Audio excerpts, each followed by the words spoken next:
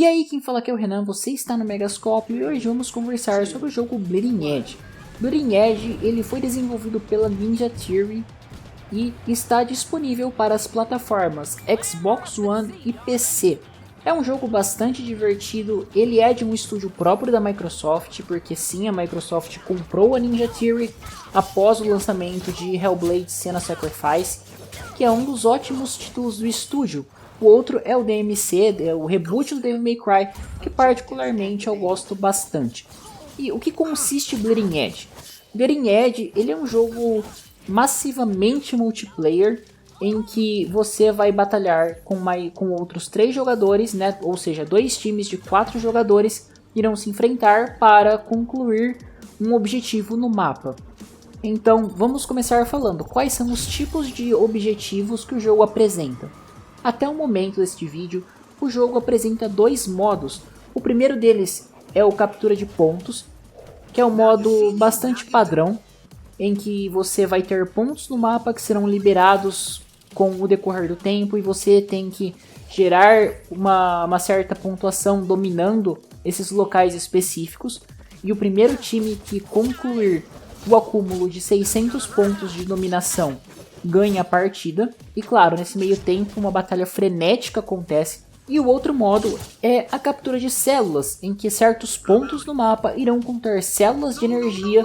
A gente vai lá, bate nas cápsulas, pega as células e depois irá abrir o ponto de depósito e quem depositar 50 células primeiro ganha. Agora, antes de falar da minha opinião, vamos falar em relação à quantidade de personagens. Para o lançamento do jogo, eu achei ok a quantidade de personagens. Se não me engano, nós temos 11 personagens disponíveis, sendo eles 6 personagens que se enquadrariam como assassinos, que têm habilidades de causar danos, que são bastante rápidos, 3 personagens suporte e 3 personagens tankers. Então o jogo ele se assemelha bastante a um MOBA, mas não ao MOBA no estilo League of Legends, muito mais ao MOBA no estilo Paladins ou Smite, que é em primeira pessoa. Aqui a gente não tem minions, é só os times batalhando mesmo. E apesar de não ser uma abordagem nova, é uma abordagem bastante divertida e que no cenário atual de jogos pode gerar uma competição de esportes muito divertida. Então, no resumo, isso é Bleeding Edge, é um jogo multiplayer com personagens interessantes, porém ele apresenta alguns problemas. Bom, então vamos começar a enumerar porque infelizmente não são poucos. Eu gosto bastante dos jogos de Xbox, eu jogo na plataforma Xbox faz bastante tempo, e Bleeding Edge ele veio com alguns problemas assim que chegam a ser graves e afeta o multiplayer diretamente. Em relação às conquistas, eu acho que as conquistas são bem tranquilas de serem feitas, apesar de algumas serem demoradas, ainda estou no processo de cumprir todas, só que a maioria ali é sossegada de fazer. Porém, se a gente olhar vários sites que relatam problemas ou como obter conquistas, eles estão informando que muitos jogadores estão tendo problemas para contabilizar, por exemplo, o número de assassinatos feitos dentro do jogo ou outras pontuações, o que acaba afetando na liberação da conquista. O outro ponto é o desbalanceamento de personagens. Tudo bem que a gente pode ter um tanker que é mais forte e um personagem suporte ou um personagem assassino que trabalha de uma forma mais estratégica. Porém, a gente tem alguns exemplos gritantes de desbalanceamento no jogo que pode ser corrigido e precisa ser corrigido. Então, por exemplo, os tankers em geral já são personagens que são mais parrudos e eles podem causar danos, só que eles estão causando um dano bastante grande. Esse dano poderia ser um pouco diminuído para equilibrar um pouco o jogo, assim como alguns assassinos poderia ter uma quantidade um pouquinho maior de vida e um pouquinho maior de dano, sabe? São balanceamentos relativamente pequenos que melhorariam bastante o jogo. E uma coisa que eu tenho elogiado o jogo, não só reclamar logicamente, é a questão de building do personagem. Porque a building do personagem é feita a partir de chips que podem ser desbloqueados dentro do game. Então você não vai gastar dinheiro para consegui-los, você vai ter que upar o personagem e vai desbloqueando. E você pode fazer 3 presets de chips. Então você faz peguei um personagem, vou dar mais 15% de vida, 10% de ataque e 12% na minha habilidade. Beleza. Aí você vai ter mais 2 slots para fazer mais 2 combinações. Isso é um ponto muito legal, porque você acaba construindo seu personagem antes de entrar na partida. E você pode escolher entre 2 ataques especiais que ele tem até o momento, para definir qual será o que ele vai utilizar ali quando você apertar o botão. Também é interessante comentar que você pode mudar o personagem em qualquer momento da partida. A diferença é que você vai usar a build que tiver pré-feita antes da partida, né?